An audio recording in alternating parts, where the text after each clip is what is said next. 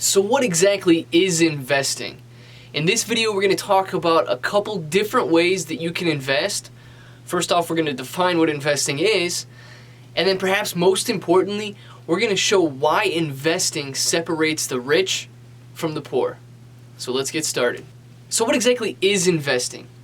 Investing is purchasing an asset with the hopes that this asset will grow in value over time. One of the best examples that we can use is the stock market. When we invest in the stock market, maybe we buy a stock for $10 in hopes that over a certain period of time, it's going to be worth more than $10, $20, $30, maybe even $100. So this covers capital appreciation. When we buy an investment, we hope that it appreciates over time, and this is called capital appreciation. Another thing that investing does for us is provides income, passive income. And I'm sure you've heard video after video of people talking about what passive income is and how it can help you out. And one of the easiest ways to achieve financial freedom is to attain this passive income. So what is passive income and how does it differ than just ordinary income or active income? Passive income requires zero to very little work to attain. So for example, I buy a stock. Maybe I buy a stock for $10 and it pays a dividend. Now we'll get into what a dividend is a little bit later if you're uncomfortable or unfamiliar with the term. But this stock will pay a dividend on a regular basis. Maybe it pays $1 dividend.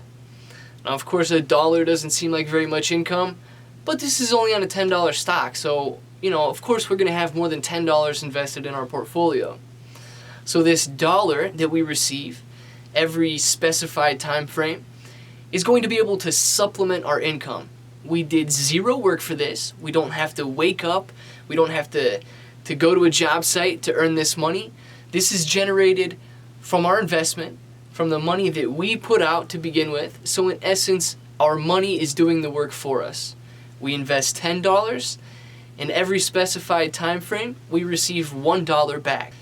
Now when we couple passive income with capital appreciation, this is where the sweet spot's at. Not only is our $10 investment worth $20, we also receive passive income during the time frame in which we're waiting for our money to appreciate.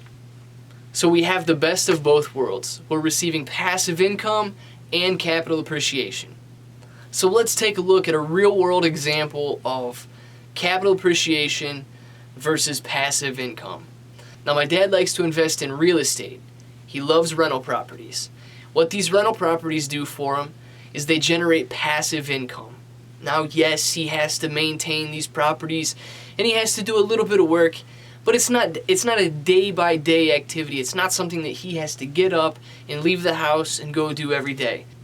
He's able to receive the rental income each month, because he put up the initial investment to buy the houses. Now let's look at an example of capital appreciation. And take this example for what it's worth. It may be good, it may be bad, but let's say your neighbor, Pablo, he's a painter. And he wants to sell his painting, but nobody wants to buy it. So he comes to you and he says, Clay, I've got this great painting. Nobody wants to buy it, but maybe if I sell it to you today, it'll be worth more tomorrow. And I say, Pablo, this picture looks a little weird, man. I don't know if I really want to buy it, but look, I trust you. I'm going to invest in you. I will buy the painting off you, and hopefully one day it'll be worth more.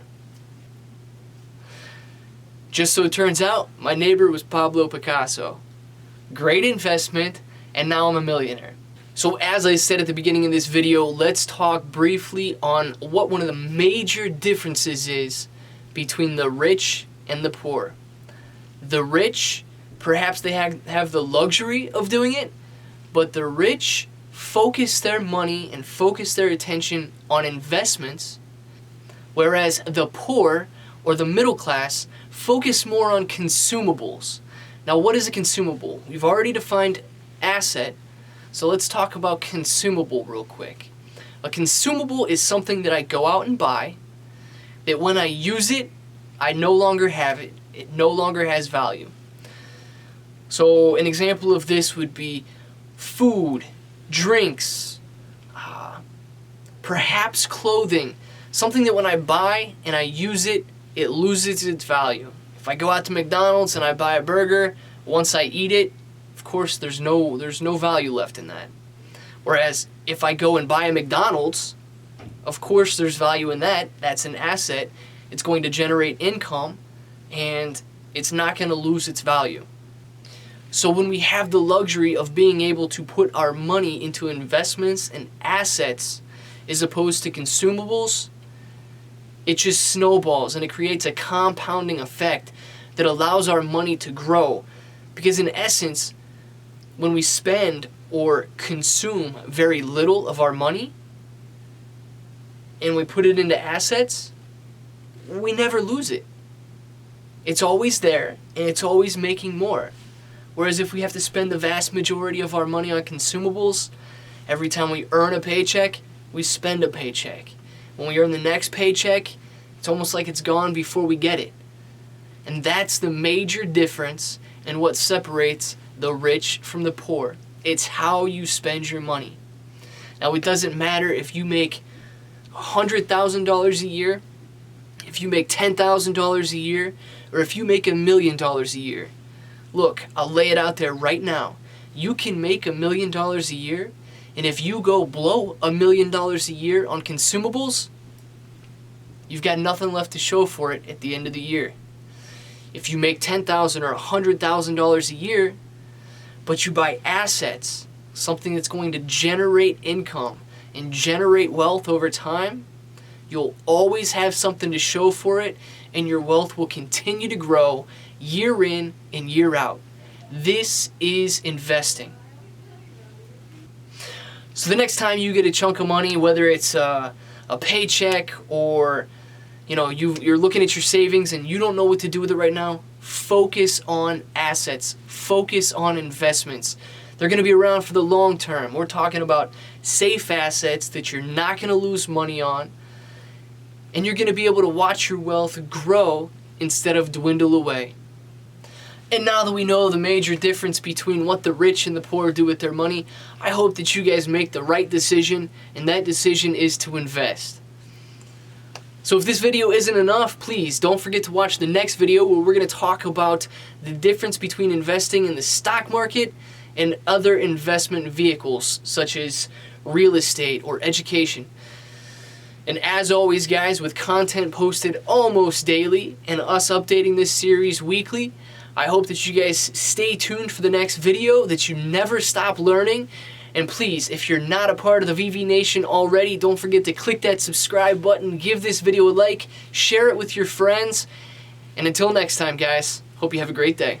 So if you liked that video and you're not yet a part of the VV Nation, please don't forget to click on the subscribe button below, or you can also subscribe to the channel by clicking here.